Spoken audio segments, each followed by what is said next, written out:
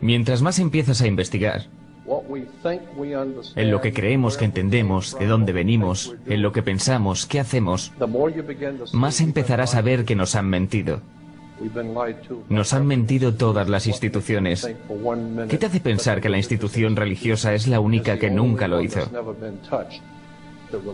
Las instituciones religiosas de este mundo están en el fondo de la mugre.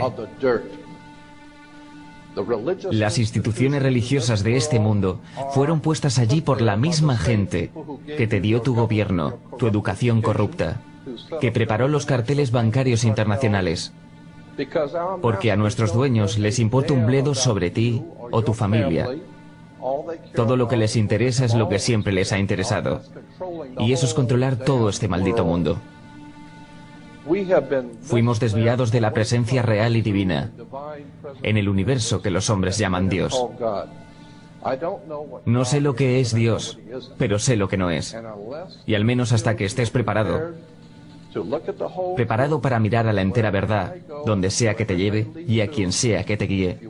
Si quieres mirar para otro lado o si quieres ser parcial, entonces en algún punto vas a tener que darte cuenta que estás lidiando con la justicia divina. Mientras más te educas, mientras más entiendes de dónde vienen las cosas que se vuelven más obvias, y empiezas a ver mentiras por todos lados, tienes que saber la verdad, buscar la verdad, y la verdad te liberará.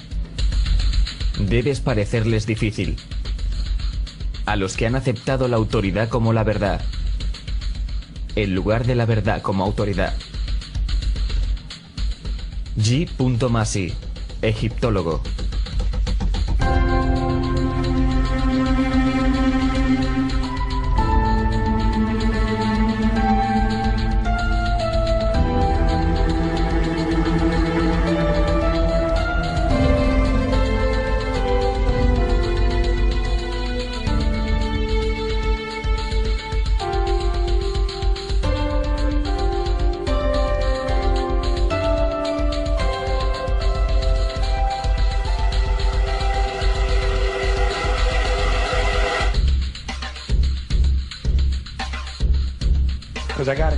Porque les tengo que decir la verdad, amigos, tengo que decirles la verdad. Cuando se trata de tonterías enormes con letras mayúsculas, tienes que sorprenderte del campeón de todos los tiempos, de falsas promesas y reclamos exagerados. La religión. Piénsalo, la religión ha convencido a la gente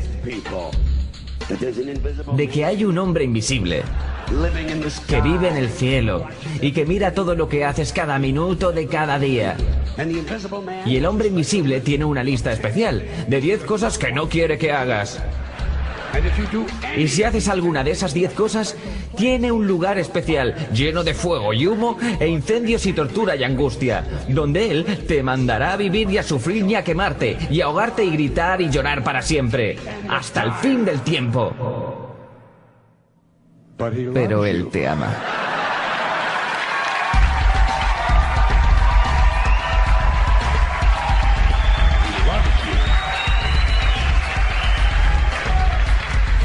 Te ama y necesita tu dinero. Él siempre necesita dinero. Es tan poderoso, tan perfecto, que todo lo sabe.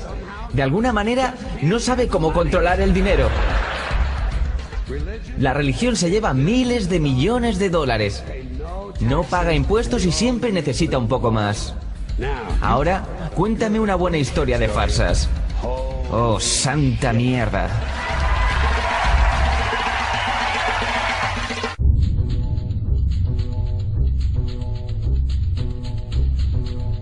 Parte 1. La historia más grande jamás contada.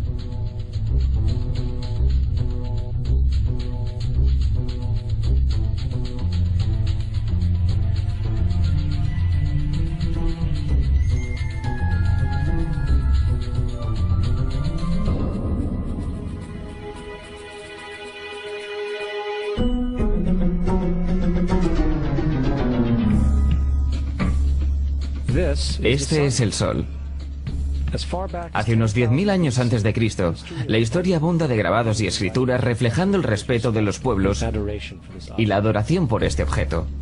Y es simple entender por qué, ya que el sol sale cada mañana, trayendo visión, calor y seguridad, salvando al hombre del frío y de la ciega oscuridad llena de predadores de la noche. Sin él, las culturas entendieron que los sembrados no crecerían y la vida en el planeta no sobreviviría. Estas realidades hicieron al sol el objeto más adorado de todos los tiempos. De la misma manera estaban conscientes de las estrellas.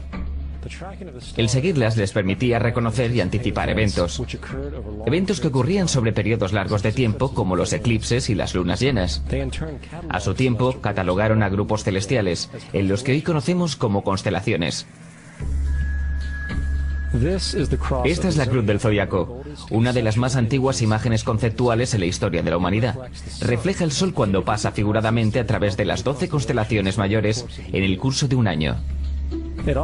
También refleja los 12 meses del año, las 4 estaciones y los solsticios y equinoccios.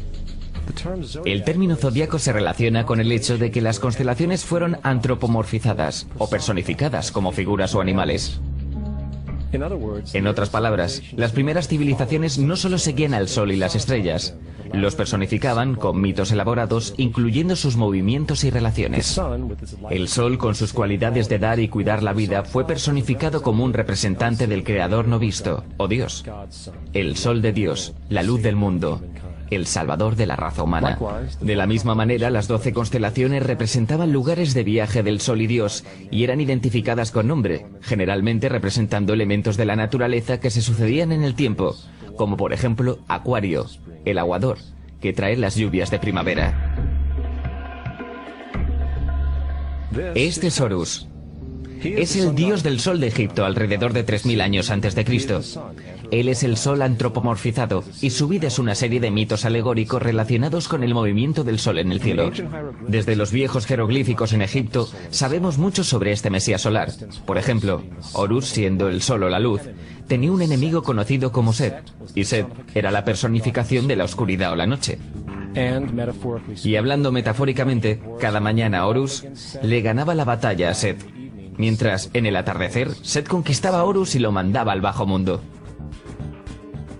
Es importante notar que oscuridad versus luz o bien versus mal es una de las dualidades mitológicas más extendidas que se conocen, y aún se expresan en varios niveles hasta la fecha.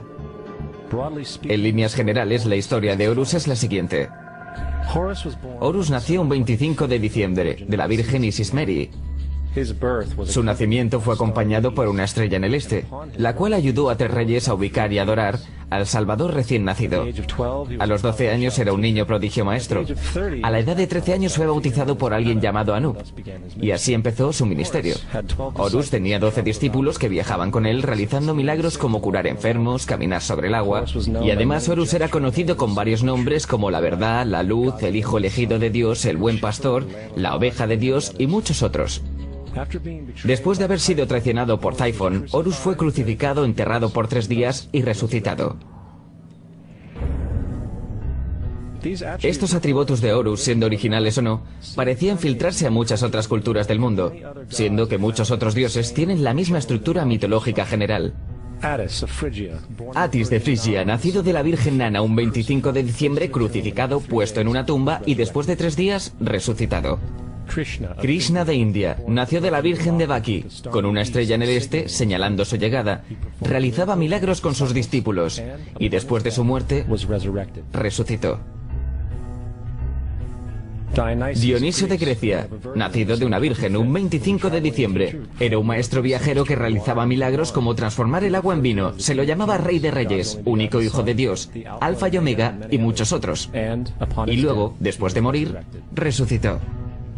Mithra de Persia, nacida de una virgen un 25 de diciembre. Tenía 12 discípulos y realizaba milagros y después de morir fue enterrada por 3 días y resucitó. También se le llamaba la verdad, la luz y otras muchas. Es notable que el día sagrado para adorar a Mithra era el domingo. El hecho es que hay numerosos salvadores de diferentes periodos de todo el mundo que concuerdan con estas características generales. La pregunta permanece, ¿por qué estos atributos? ¿Por qué el nacimiento de una virgen el 25 de diciembre? ¿Por qué muerto por 3 días? ¿Y su resurrección? ¿Por qué 12 discípulos? Para saber más, examinemos el más reciente de los Mesías solares. Y lo haremos muy rápidamente. Jesucristo nació de la Virgen María un 25 de diciembre en Belén. Su nacimiento fue anunciado por una estrella del este, la cual 3 reyes siguieron para ubicar y adorar a su nuevo Salvador. Fue maestro a los 12 años, a los 30 fue bautizado por Juan el Bautista y ahí comenzó su ministerio. Jesús tenía 12 discípulos que viajaban con él y realizaban milagros como curar a enfermos, caminar sobre el agua, levantar muertos. También era conocido como Rey de Reyes, el Hijo de Dios, la Luz del Mundo, Alfa y Omega, la Oveja de Dios y muchos otros. Después de ser traicionado por Judas y vendido por 30 piezas de plata, fue crucificado, puesto en una tumba y después de 3 días resucitó y ascendió al cielo.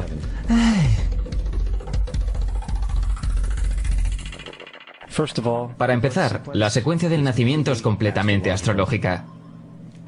La estrella en el este es Sirius, la estrella más brillante de la noche, que el 24 de diciembre se alinea con las 3 estrellas más brillantes del cinturón de Orión. Estas 3 estrellas se llaman hoy, como se llamaban en la antigüedad, los 3 reyes. Los 3 reyes y la estrella más brillante, Sirio, apuntan al lugar donde sale el sol, el 25 de diciembre. Por esto es que los 3 reyes siguen a la estrella en el este, para ubicar la salida del sol. El nacimiento del sol.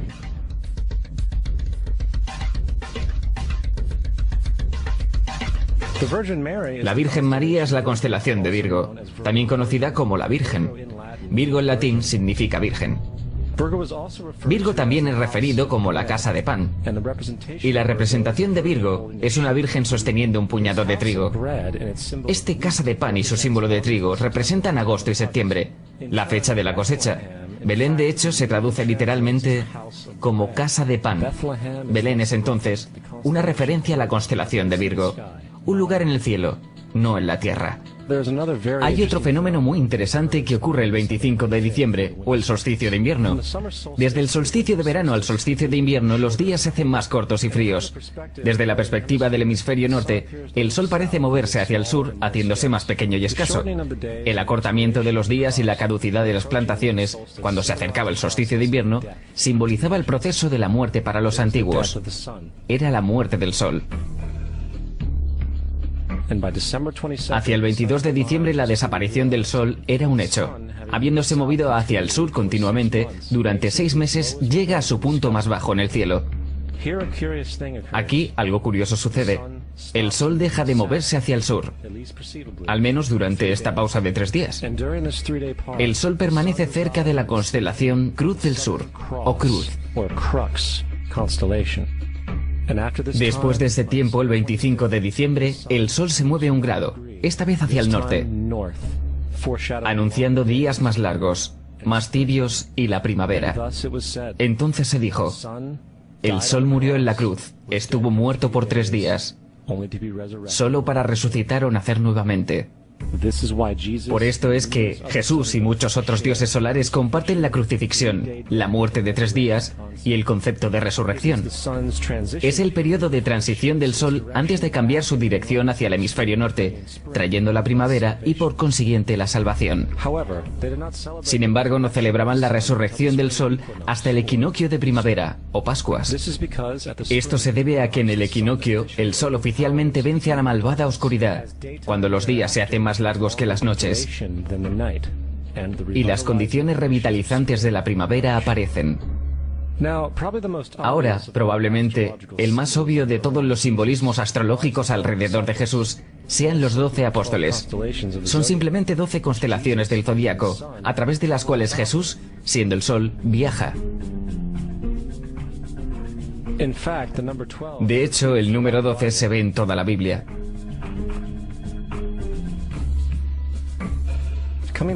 Volviendo a la cruz del zodiaco, la vida figurativa del sol,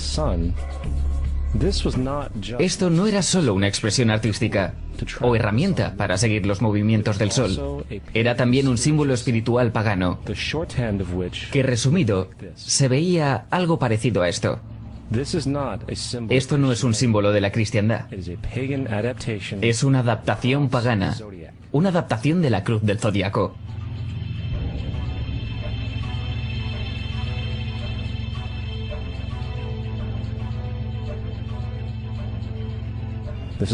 Es por eso que Jesús en las primeras artes secretas se mostraba con su cabeza sobre la cruz, debido a que Jesús es el sol.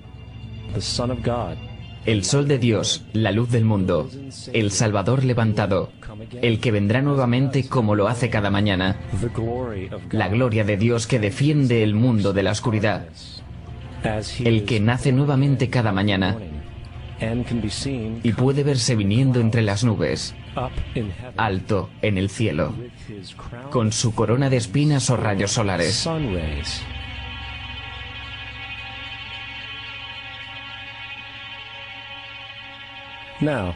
Ahora, de las varias metáforas astrológicas astronómicas en la Biblia, una de las más importantes tiene que ver con las eras. Por todas partes en el escrito hay numerosas referencias a la era. Para entender esto necesitamos estar familiarizados con el fenómeno conocido como procesión de los equinoccios. Los antiguos egipcios, así como culturas anteriores a ellos, reconocían que cada aproximadamente 2150 años, el amanecer en la mañana del equinoccio de primavera ocurría en un siglo diferente del zodiaco. Esto tiene que ver con el lento movimiento angular que la Tierra mantiene mientras rota sobre su eje. Es llamado procesión porque las constelaciones van hacia atrás de forma opuesta al ciclo anual normal. El tiempo que tarda la procesión en pasar por los 12 signos es aproximadamente 25.765 años. Esto es llamado el Gran Año, y las sociedades antiguas eran muy conscientes de esto. Ellos llamaban al periodo de 2150 años una era. De 4300 a.C. a 2150 a.C. fue la era de Tauro, el toro. De 2150 a.C. a 1 después de Cristo fue la era de Aries, el carnero. Y 1 después de Cristo a 2150 después de Cristo es la era de hoy, Piscis. Alrededor del 2150 entraremos en la nueva era, la era de Acuario. La Biblia refleja en líneas generales un movimiento simbólico a través de 3 eras mientras anuncia una cuarta. En el Viejo Testamento, cuando Moisés baja del monte Sinai con los 10 mandamientos, él se enfada al ver a su gente venerando un becerro de oro. De hecho, destroza las placas de piedra y obliga a su gente a matarse entre sí para purificarse. La mayoría de los especialistas bíblicos atribuyen esta ira al hecho de que los israelitas están venerando un ídolo falso, o algo por el estilo. La realidad es que el toro dorado es Tauro el toro, y Moisés refleja la nueva era de Aries el carnero. Es por eso que los judíos aún soplan del cuerno del carnero. Moisés representa la nueva era de Aries, y en la nueva era, todos deben dejar la vieja era. Otros dioses también marcan estas transiciones como Mitra, un dios precristiano que mata al toro simbolizando lo mismo. Jesús es la figura que acompaña a la era que sigue a Aries, la era de Piscis o de los 2 peces. El simbolismo del pez abunda en el Nuevo Testamento. Jesús alimenta a 5.000 personas con pan y 2 peces. Cuando él comienza su ministerio caminando en Galilea, se hace amigo de 2 pescadores que lo siguen.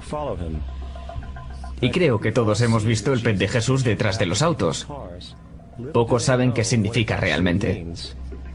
Es un símbolo astrológico pagano del reino del sol, durante la era de Piscis. También el supuesto nacimiento de Jesús es esencialmente el principio de esta era. En Lucas 22:10, cuando a Jesús le preguntaron sus discípulos dónde serían las próximas Pascuas cuando él se hubiera ido, Jesús contestó: cuando entren a la ciudad contemplen, ahí encontrarán a un hombre. Él sostendrá un cántaro. Síganlo a la casa donde entre. Este escrito es uno de los más reveladores de todas las referencias astrológicas. El hombre llevando el cántaro de agua es Acuario, el aguador, que siempre está dibujado como un hombre echando agua desde un cántaro. Él representa la era que sigue a Piscis. Y cuando el sol deje la era de Piscis, irá a la casa de Acuario, ya que Acuario sigue a Piscis en la precesión de los equinoccios. Todo lo que Jesús está diciendo es que después de la era de Piscis, vendrá la era de Acuario.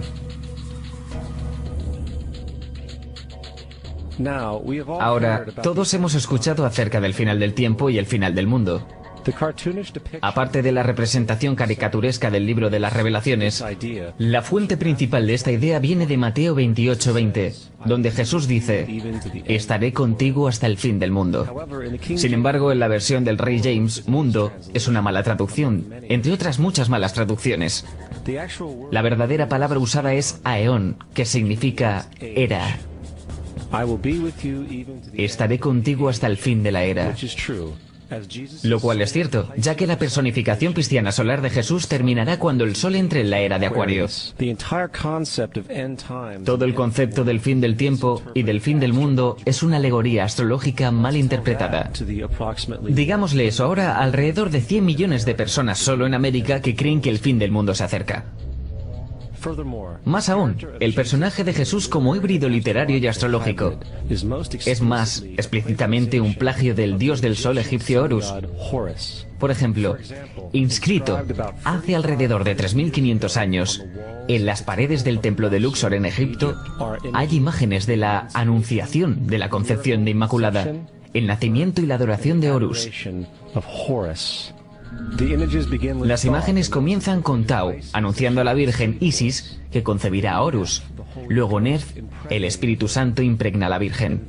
Y después el alumbramiento y la adoración. Esta es exactamente la historia de la concepción milagrosa de Jesús. De hecho, las similitudes literales entre la religión egipcia y la religión cristiana son asombrosas.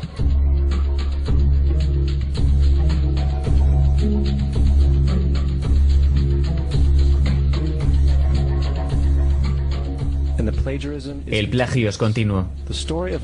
La historia de Noé y el arca de Noé está tomada directamente de la tradición. El concepto de la gran inundación es común a través del mundo antiguo, con más de 200 declaraciones diferentes citadas en distintos periodos y etapas. Sin embargo, no se necesita demasiado para encontrar una fuente precristiana en la épica de Gilgamesh, escrita en 2600 a.C. Esta historia habla de una gran inundación mandada por Dios, un arca que salvó animales, e incluso el envío y retorno de una paloma, todos comunes con la historia bíblica, junto con muchas otras similitudes. Y también la historia plagiada de Moisés.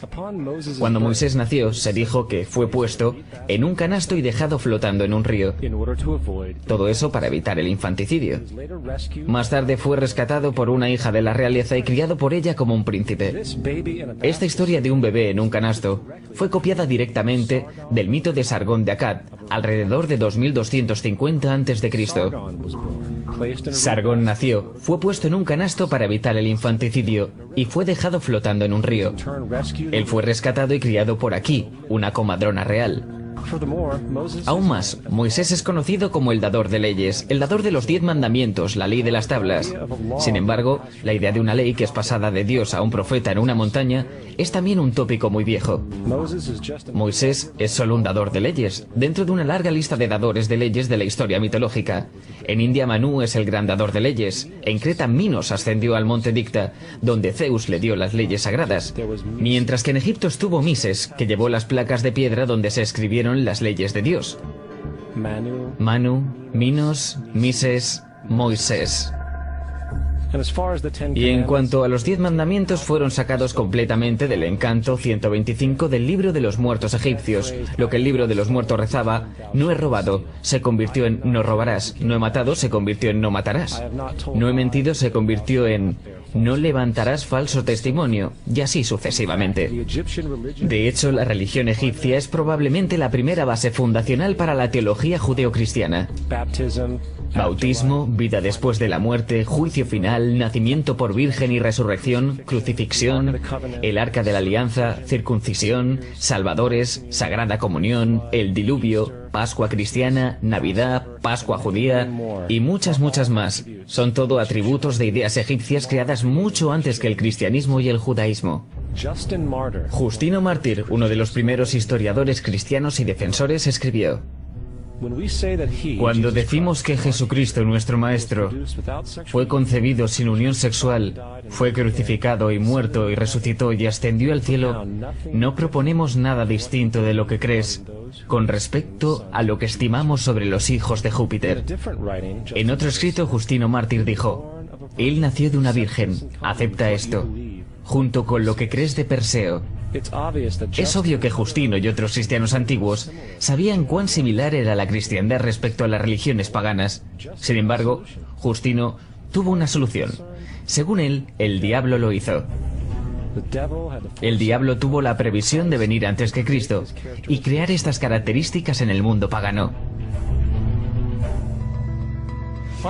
Cristiandad fundamentalista fascinante. ¿Esta gente realmente cree que el mundo tiene 12.000 años?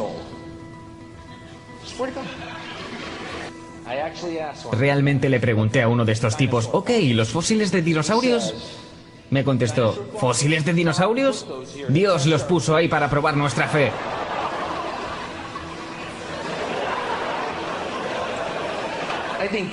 Creo que Dios te puso aquí para probar mi fe, amigo. ¿Cuál es el camino del arca? La Biblia no es nada más que un híbrido literario astroteológico, como casi todos los mitos religiosos anteriores. De hecho, el tema de transferencia de atributos de un personaje a un nuevo personaje se pueden encontrar dentro del libro mismo. En el Viejo Testamento está la historia de José. José fue un prototipo de Jesús. José tuvo un nacimiento milagroso. Jesús tuvo un nacimiento milagroso. José tenía 12 hermanos. Jesús tenía 12 discípulos. José fue vendido por 20 piezas de plata. Jesús fue vendido por 30 piezas de plata. El hermano Judas sugirió la venta de José. El discípulo Judas sugirió la venta de Jesús. José comenzó su trabajo a la edad de 30 años. Jesús comenzó su trabajo a los 30 años. Los paralelismos siguen y siguen.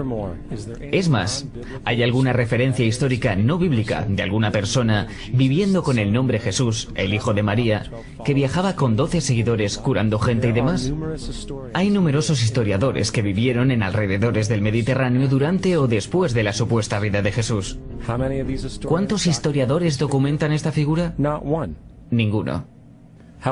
Sin embargo, para ser justos no significa que defensores del Jesús histórico no hayan sostenido lo contrario. 4 historiadores son citados típicamente para justificar su existencia. Plinio el Joven, Sustenius y Tácito son los primeros 3. Cada una de sus citas consisten solo en unas pocas oraciones.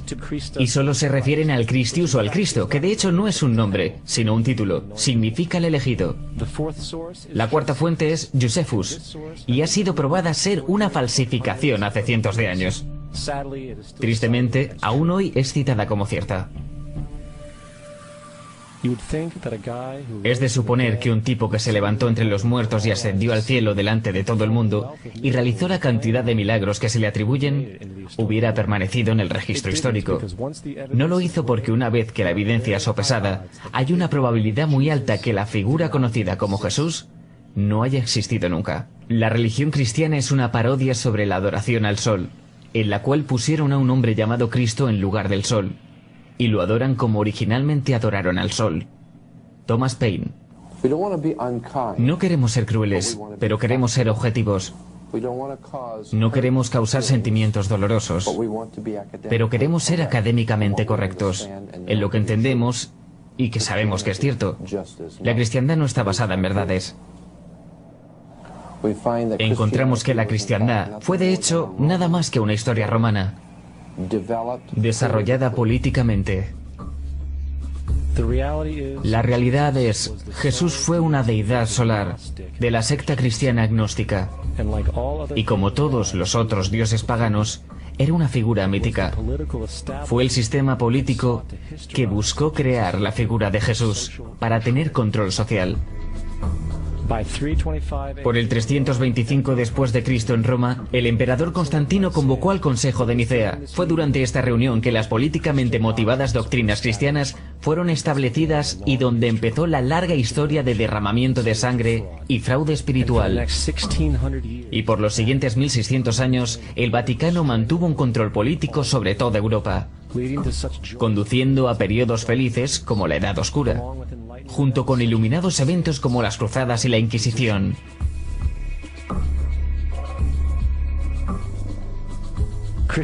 La cristiandad, junto con todos los otros sistemas de creencias teístas, Es el fraude de la era. Sirve para separar a las especies del mundo natural y de la misma manera de los demás. Apoya la ciega sumisión a la autoridad. Reduce la responsabilidad humana al hecho de que Dios controla todo. Y de hecho, se pueden justificar crímenes horribles en nombre de la búsqueda divina. La religión nunca podrá reformar la humanidad porque la religión es esclavitud, y aún más importante, hace más fuerte a los que conocen la verdad, pero usan el mito para manipular y controlar las sociedades. El mito religioso es el mecanismo más poderoso que jamás haya sido creado, y sirve como terreno psicológico, donde los otros mitos pueden prosperar.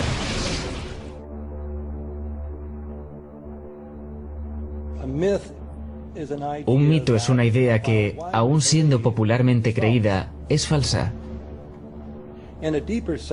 En un sentido más profundo, en el sentido religioso, el mito sirve como una historia que orienta y conmueve a la gente.